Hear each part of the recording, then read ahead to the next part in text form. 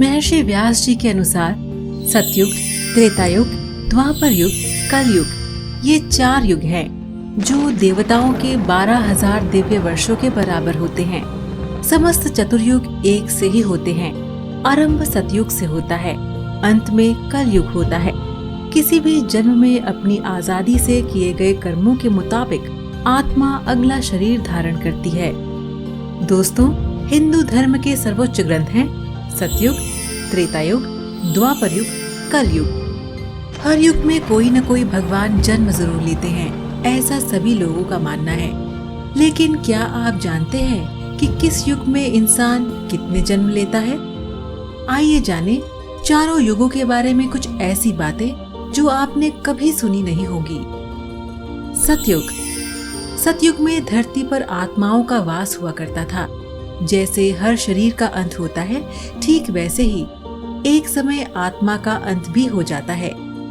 ऐसा माना जाता है कि सतयुग 17,28,000 साल बाद खत्म हो गई थी, जिसमें एक सामान्य व्यक्ति 1,00,000 साल तक जी सकता था, जिनका कद 32 फुट लंबा हुआ करता था।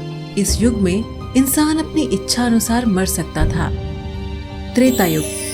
त्रेतायुग 12,96,100 वर्षों का था, जिसमें एक सामान्य इंसान 10,000 साल तक जी सकता था।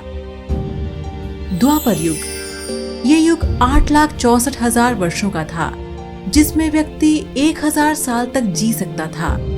फिर जैसे जैसे धरती पर पाप बढ़ने लगा, वैसे वैसे इंसान की जीने की उम्र और उसकी इच्छा की पूर्ति कम होने लगी। कलयुग। ये युग 4,32,000 वर्षों का है, जिसमें व्यक्ति की उम्र 100 साल तक की होगी। ऐसा माना जाता है कि कलयुग में एक आत्मा का जन्म 45 बार होता है। इस युग में इंसान पर्यावरण को तहस नहस कर देगा और इस युग में इंसान की इच्छा पूर्ति कम हो जाएगी और वे पाप का भागीदार बन जाएगा। कलयुग के अंतिम काल में भगवान विष्णु का कल्कि अवतार होगा। ये अवतार विष्णु यश नामक ब्राह्मण के घर जन्म लेगा।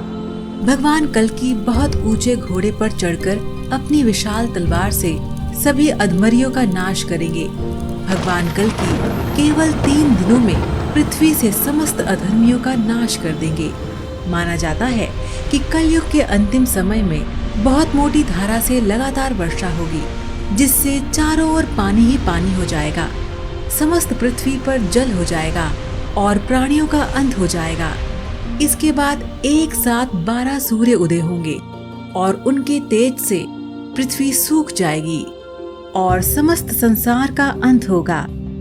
दर्शकों, हम उम्मीद करते हैं कि आपको ये वीडियो पसंद आई होगी। आप हमें बताइए कि आप और किस विषय से संबंधित वीडियो देखना चाहते हैं। हम आपके लिए उस विषय से संबंधित वीडियो जरूर लेकर आएंगे। तब तक के लिए धन्यवाद।